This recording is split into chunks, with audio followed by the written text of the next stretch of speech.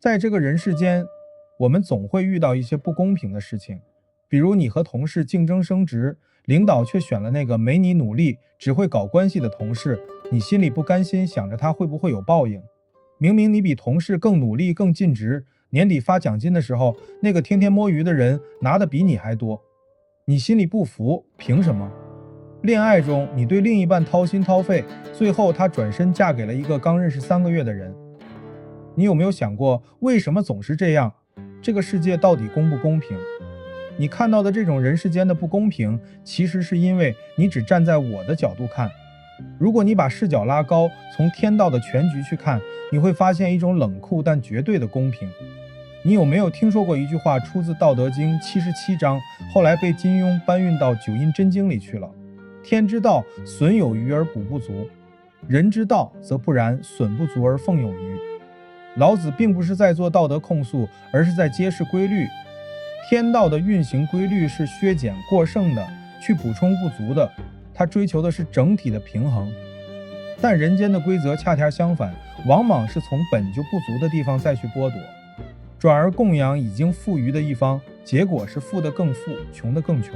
这一章是老子对公平分配能量流动的终极解释。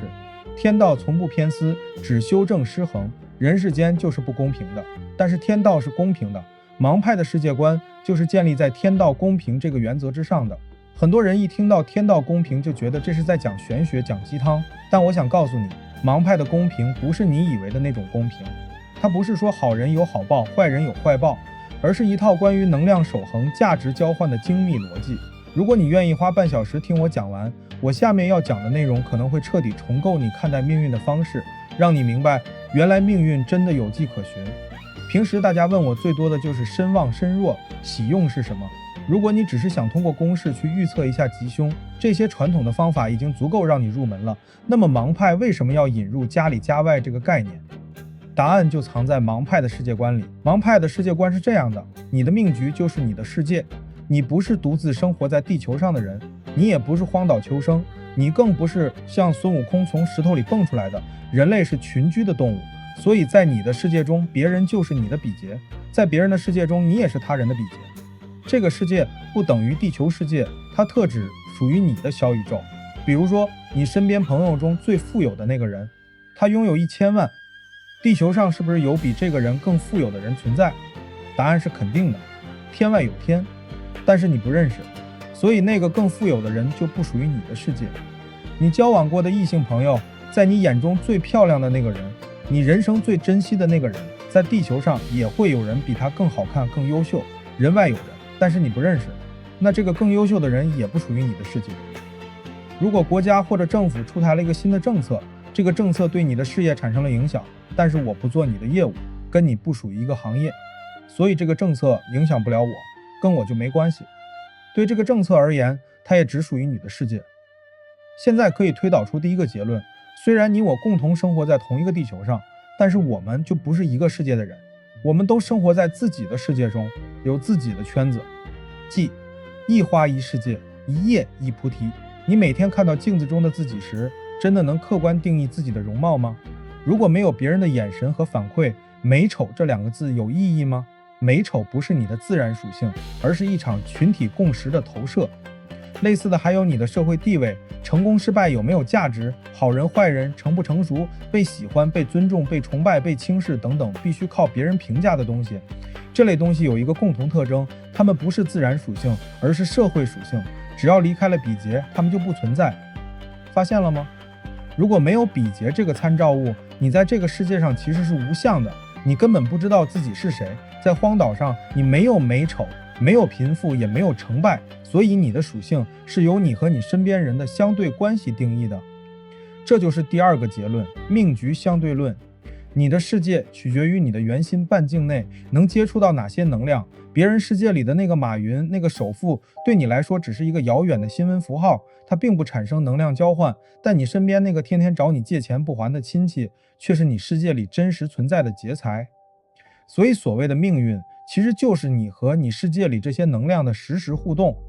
我们每个人都生活在各自独立却又互为参照的小宇宙里，而在命局中，年月这2柱子就是你圈子中的朋友、同事、同学、老师、家长、兄弟、客户、粉丝、生活环境、工作单位、国家政策等等一切。所以不用管年月有没有透比劫，年月所有的字都是比劫，年月是社会资源池，那是大家的；日时是自家院子，那是你的。你认为金木水火土是什么呢？是5种物质还是5种元素？五行之间的生克关系是物质元素之间的关系吗？我来告诉你，物理和化学是不能用来算命的。人的吉凶祸福只能用人的行为习惯和人性来分析，五行之间的生克之化表达的是人与人之间的关系，所以天干上透出的五行阐述的不过是人与人之间的关系，这才是盲派看五行的方式。如果月令是个食神，你的比劫就是以食神的形象出现；如果月令是个印，你不要以为那是你的印，它只是你的家外比劫，以印的形象出现而已。你以为它是你的印也没错，但是你的印只是月令的印之一，因为月令作为比劫宫，这个比劫要加个英文的 s， 是个复数，是比劫们即使月令天干的这个字是从你家里出去的，但它从月令透出，它本质就是比劫的印。比劫的印肯定先生比劫，后生你。人性的本能是优先考虑自己，他再来找你的时候是合作呀。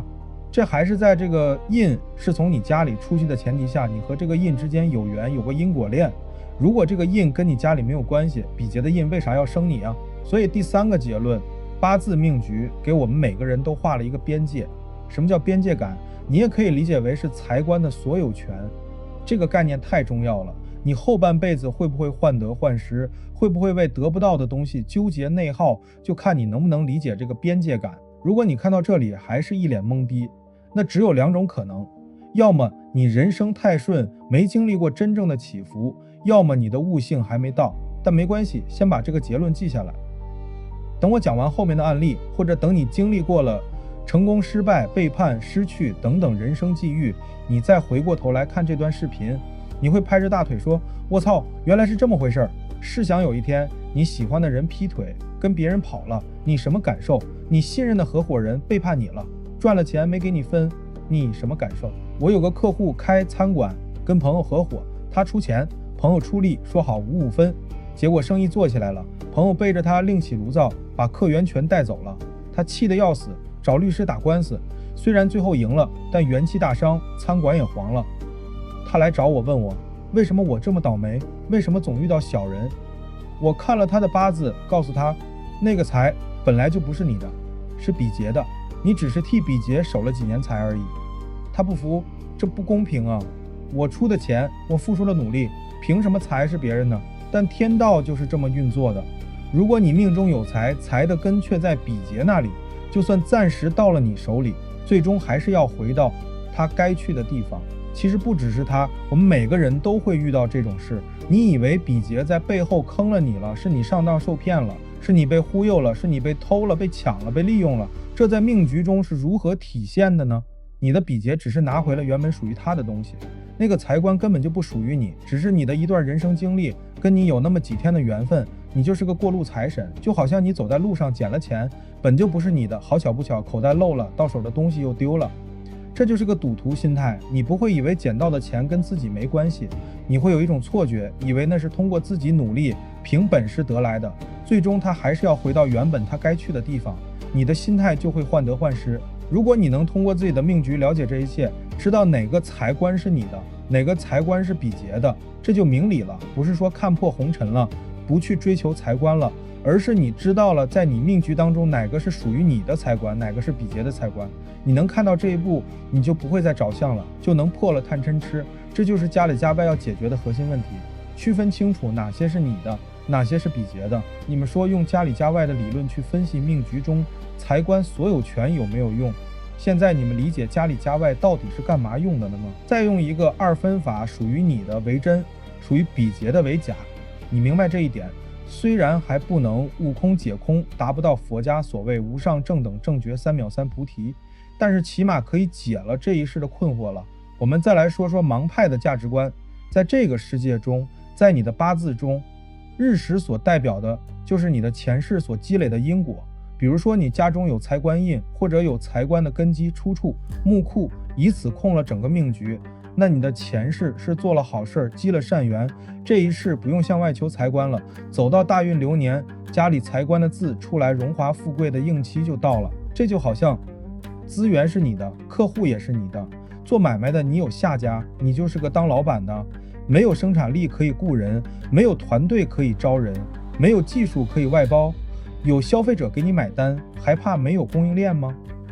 精通盲派理法的命理师用这个道理已经可以看出你的财富级别了。有人问过我什么时候能有1个亿？这个问题本身没毛病，财官人之所求。但是我想反问一句，你在问这个问题之前，有没有考虑过你给你世界的比劫们有提供过1个亿的服务吗？有创造过1个亿的价值吗？如果没有，你凭什么要求老天爷给你1个亿呢？是别人没有你努力吗？是别人没有你聪明吗？是别人付出的没有你多吗？为什么获得财富的这个人应该是你？你给上天一个理由，告诉上天为什么你是天选之人。那到底怎么才能得到财富呢？其实赚钱这件事情和钱本身没有任何关系。为什么这样说呢？只要你稍微懂一点天道的运行规律，就会发现赚钱这个说法本身就是偏差的。它真正发生的是能量在不同形态之间的转换。一旦你在认知上完成这个转变，就可以帮你把生活变得很富裕。钱这个东西是有灵性的，专门考验人的贪嗔痴。也就是说，你过了贪嗔痴，才能真正的赚到钱，并且能把它留得住。很多人得到一些钱，但是留不住，就是因为拿了命局中不属于自己的这笔财富。那到底该怎么才能突破贪嗔痴呢？其实很简单，当你发现你追着钱跑的时候，钱就会认为它是你的主人。在能量关系上，你已经处在钱的下位了。这就像是你在追逐自己的影子，你跑得越快，影子跑得也越快，你永远抓不住它。但如果你转过身向着光走，影子自然会跟在你身后。这个光就是你提供的价值。这个逻辑能理解吗？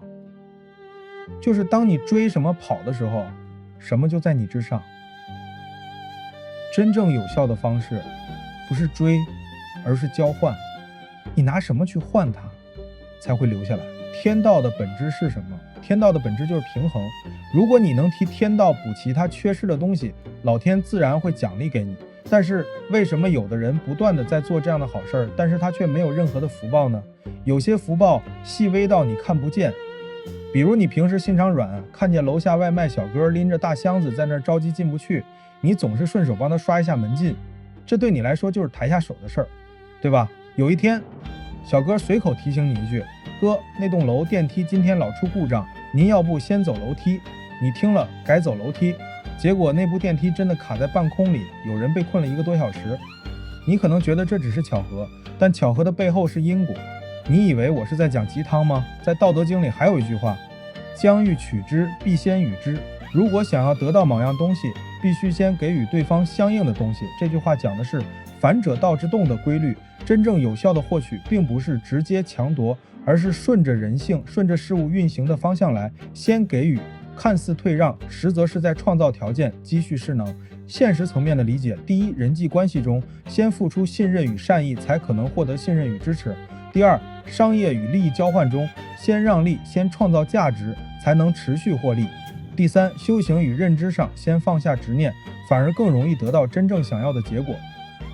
更深一层，与并不一定是实物，也可以是空间、时间、尊重、退一步的态度。取也未必是占有，而是顺势而来的结果。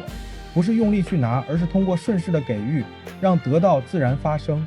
在命局中就产生了2个问题：第一，与命主相对应的对方主体是谁呢？第二，我们怎么知道对方需要什么呢？先解决第一个问题，在你的命局中有2个中心。第一个中心是以你这个命主为中心的，就是日时日干为首，带着日时的体或者财官都是你的货。而另外一个中心是以月令为中心的，月令是你命局的主气，在自然取向上，它代表了时间和空间，代表了那个季节本来该有的样子。什么是本来该有的样子？就是道，是老子说的可以法自然的那个道。换句话说，家里代表的是你这个人，家外代表的是自然。家外的比劫就是与命主相对应的主体。你要明白一个道理，虽然你是命主，但你也只是这个命局中的1/8。八字是一个整体的生态系统，每个字都是一个连接点，你不是宇宙的中心，你只是系统的一个节点。命主的存在是为了让这个系统因为你的参与运转得更和谐。第二个问题，家外的比劫想要什么，这就要看五行的配置。如果月令是巳午火，比劫燥热，你去给他送凉风，他就感激你。如果年月有土没木，你给他种子让他长木，你也是有价值的。以上就是第一种情况，因为家里和家外是两个主体，两者之间既有共识，也存在分歧。第二种情况，命主做的事儿和家外月令的环境是相反的，但如果相反，比劫燥热，你不但不帮比劫降温，你还火上浇油，对家外环境起到了破坏作用，你能没灾吗？上天会放过你吗？比如月令主气是冬天，命主非要长木，以一己之力对抗自然，你干得过吗？你能没灾吗？第三种情况，命主做的事儿和家外月令的环境保持一致，这个命局家里家外就共振了。当命主的字出来的时候，命主就会做事儿。对命主来说，这就叫时来天地皆同力，你们还用找自己的喜用的是什么？奉天承运，命主的字哪个字出来都好，这就是有格局的，这就是有出息的。这种命局未必大富大贵，但必然有人生成就。第四种情况，家里家外还能牵扯出来的是命运的秩序。家外的财官是比劫的，如果不是从你家里出来的，也不是你生的，你能拿吗？如果你拿了不是你份额的钱，比如国家的财产，那就是官灾贪污；如果你拿了比劫的钱，那就是被骗或被偷。只有清楚区分我的和别人的，才能避免是非和灾祸。这个秩序定义了命局中财官的所有权，是你的还是比劫的。如果你能看到你要竞争的财货在命局中写明了标签是比劫的，你就知道注定你得不到，你还会因此而感到纠结和内耗吗？那如果反过来，财官写你明了是你的，比劫过来跟你竞争，争不过，那内耗的就是他。如果财和官在家外，那可就不一样了。虽然家外的东西往往代表更大的财富和权利，但你必须付出代价去竞争。如果你拿了不属于你的家外的财，那就叫强盗或盗贼，是违反秩序的，一旦被发现就要承担法律后果。这就是个最基本的价值交换原则吧，你们说讲不讲理？八字中的每个字都是活的，这本无字天书写的不是金木水火土，写的是人性。你能给家外的比劫提供什么价值？这个才是你这一世的财官。这个世界上不存在绝对平衡的命局，每个人的命运都是一个不停的在追求平衡的过程。即使相对平衡的命局，也会因为大运的影响而产生变化。财官不一定是指食神关系上的那个字，更深层次的财官是能让命局平衡的那个五行，它包括了物质和精神两个层面。如果一个得道有修为的人看着你的八字说你的命局基本平衡了，那你后面什么都不用问了，平衡的人生是最幸福的。对于家外的年月来说，你的家里就是他的家外，两者之间互为阴阳。整个盲派八字思维体系由始至终贯穿阴阳。上期节目有粉丝问我气和志谁阴谁阳的问题，我想说这个点你就别纠结谁阴谁阳了，阴阳那就是个代号好吗？如果你把这个名词固化了，它就会限制了你换位思考的想象力，那后面怎么幻象啊？对于人来说，鬼就是阴的，可是站在鬼的位置上来说，人不就是鬼的阴吗？庄子说名实之宾也，意思是名字只是个代号，不要被名字困住了。你盯着阴阳、食神这些个概念，不就陷入了所谓名相概念的死胡同吗？我建议你去了解一下《齐物论》《易经》的朴素辩证法，都藏在老子和庄子里了。有粉丝想让我多讲命例，如果没有这个世界观和价值观作为基础的话，凭几个化官生印、枭神夺食等等的做工关系是能算命，但是看不懂命。食神之间的做工关系对于盲派义理来说是入门启蒙，这些基础的做工关系都是为了推理命局中的因果链做铺垫。你看完这期节目回头再去看食神篇，可能会有不一样的感悟。下面我用2个真实命例说明一下命局中的财官所有权是怎么用的。这是个男命，庚申、壬午、乙亥、庚辰，我们来推理命局中的火它能否用得上，我们就看他丙申年发生什么事情。大哥丙申年的时候走的是丙戌运，这个时候还在丙运，没有到戌，丙申年要换运了。首先看天干，伤官见官了，有不好的事情发生了。官是命主的事业，原命天干是合官，化官生印的合官就不能治官。走到伤官见官的时候被革了，这一年事业干不下去了吧？这个庚申在年上是国家的。再看这个印是哪里出来的，是辰里出来的，辰是财，财里出来的印，层次往下降就是企业的，是个国企。所以第一个结论是，命主在丙申年国企的这份工作要做不下去了，命理的术语称之为官灾。我们在地支找找因果链，看看还能找到什么线索。丙火是哪里来的？原局中只有月令是火，丙火的根就在午火这里。午亥暗合，亥中甲暗生了午火，这个午火就是两个人。我说两个人的时候，代表的是两个主体，它代表的可能是两个自然人，也可能代表的是两个法人主体、两个企业、两个社会组织等等，它是个指向性的称呼。这两个午火就是命主在丙申年所发生的一切的判断重心。我们接下来讲的一切都围绕着两个午火展开，花开两朵，各表一枝。我们先说月令家外的午火，这个午火是个食伤，如果流年透到天干的是丁，就符合原命的午亥合的表达。原局说了丁壬和丁火，上天就是应期，不会有官灾，但是透出的是丙做宫关系发生了变化。家外的午火就是比劫的食伤，比劫的食伤自然是要为比劫服务，为比劫考虑。比劫的食伤治了命主的官，就是命主犯官灾。第二亥中甲暗生的午火，这就是命主的食伤。丙申转向转不成巳申，地支有午没巳，地支告诉我们的信息就是午火让申金生水，是火克金生水，也符合了原命局的表达。那这一年就又出现了一个化官生印的事情，所以我们就能下第二个结论，命主这一年又有了新的事业。亥水是命主的印，壬水又透到月上，这个印就是命主的母亲。亥中甲能生午火，就是命主的母亲找了关系，两条暗线。午亥是暗合的，贵人是暗中找的，申金能生水是午火在申金背后推动的。所以命主这一年工作事业上的提升都是在台面下暗中勾兑的。如果这个午火跟命主没有关系和联系，那午火在外面干什么事儿就跟命主没半毛钱关系了。所以我们在分析具体事情要看这个午火是谁的，你就很容易能判断出来午火做的事情跟命主有没有关系，所产生的结果对命主好还是坏。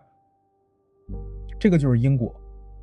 我生的字我能用，我没生的字我就用不了，符不符合前面讲的价值观？我们再看一个女命的案例，同样也要用火的，为什么她就用不上？这个八字是辛未、辛丑、庚戌、辛巳，现在走的是乙木运，天上全是比劫，时柱辛巳是阳刃驾煞了。那今年乙巳年命主好不好？我们来推理一下，这个分析的中心是这个巳火，那你看到这个巳火在时上是命主家里的字，那今年命主的煞到了，命主应该有事业或者事业有提升了，对吧？但实际情况是命主事业在家没有工作，这是为什么呢？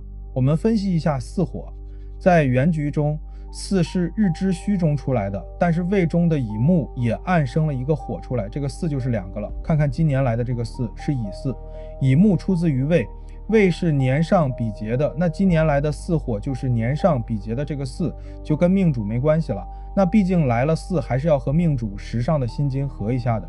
是什么情况呢？命主今年找工作有面试的机会，是单位的原因没有去成。命主从2022年进了乙木运之后，天干就劫财见财了，命主有乙庚合，能合到吗？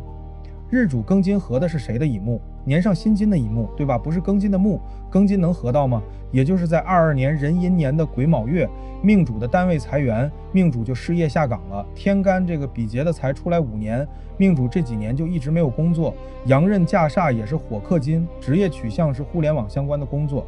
最近几年正值自媒体短视频蓬勃发展的时代，命主这几年看到遍地是财是机会，也没有他的份儿。虽然今年来了巳火，但这个巳火带着比劫的乙木，那是别人家的资源。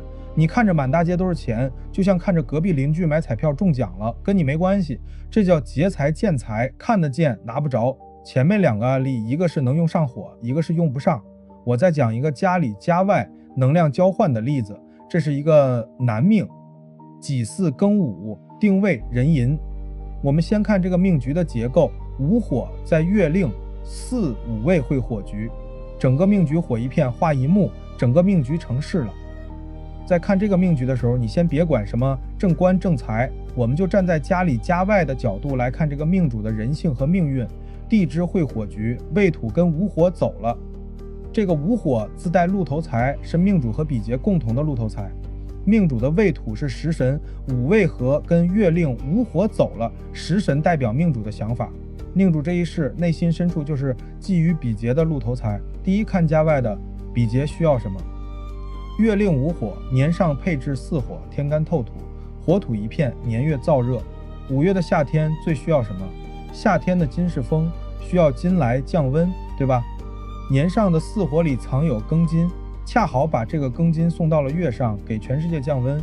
这个庚金是比劫们需要的，是给大家降温用的。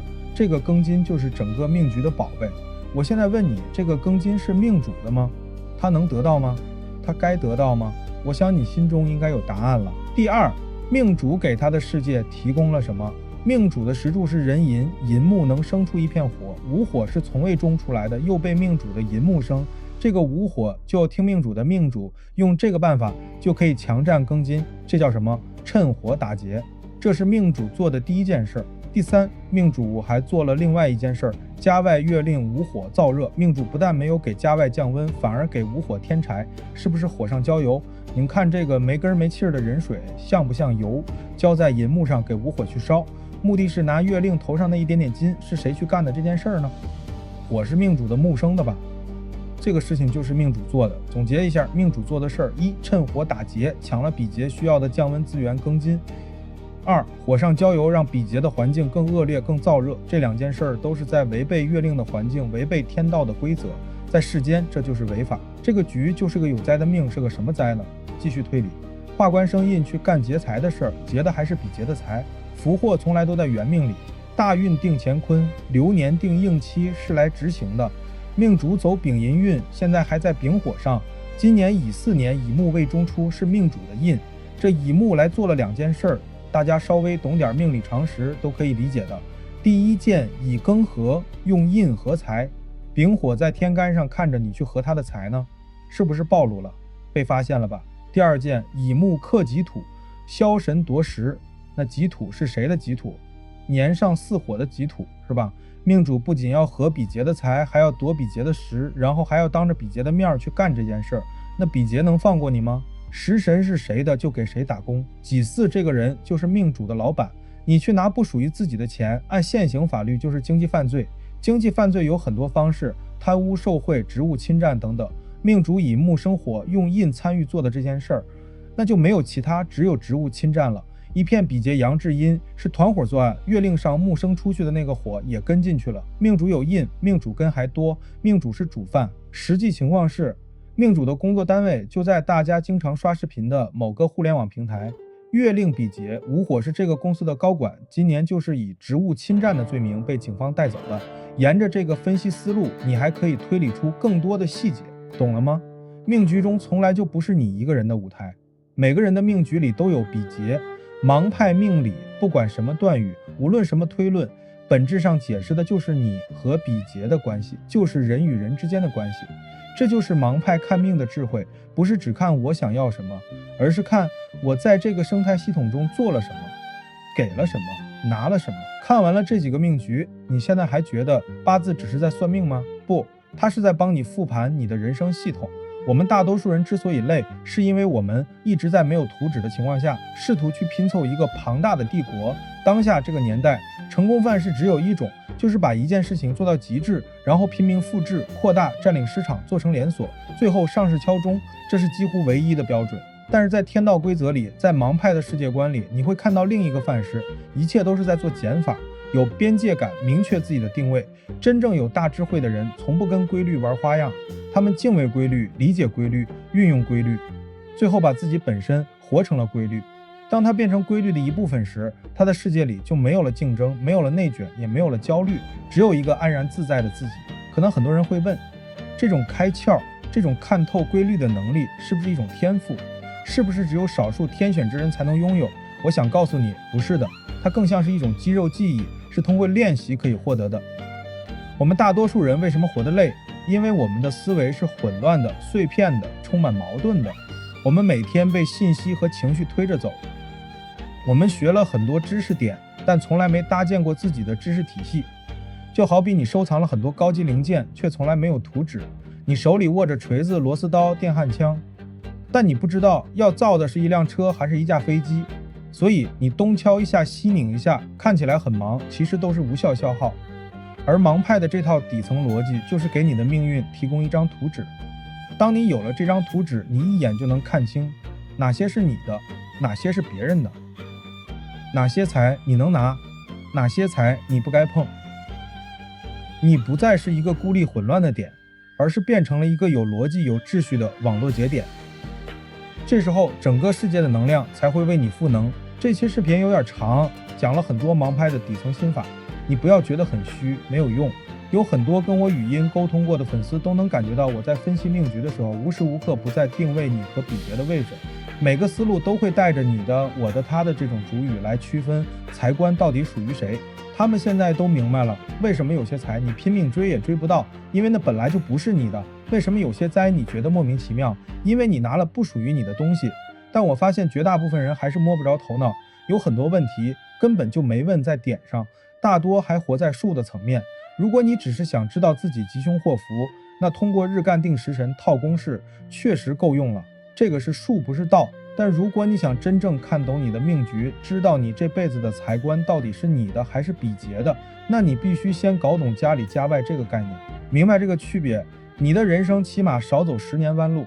今天这期视频，我只想告诉你一件事，物质层面的财富本质上是一种能量的转换，你为这个世界提供了多少价值，老天就一定会以某种形式回馈给你。这里不是运气，而是因果的道场。所以那句话说，但行好事，莫问前程。这不是鸡汤，这是盲派命理师在看命局时真正使用的方法论。当你通过家里家外看清了你的人生图纸，你自然会破了贪嗔痴，放下我执，不会再为得不到的东西患得患失，也不会再为属于你的东西担心失去。到这一步，你就学会了顺应天道，借天地万物的势去做事，而不再是靠蛮力去死磕人生。如果这期视频对你有启发，请点个赞，让更多需要的人看到。我们下期见。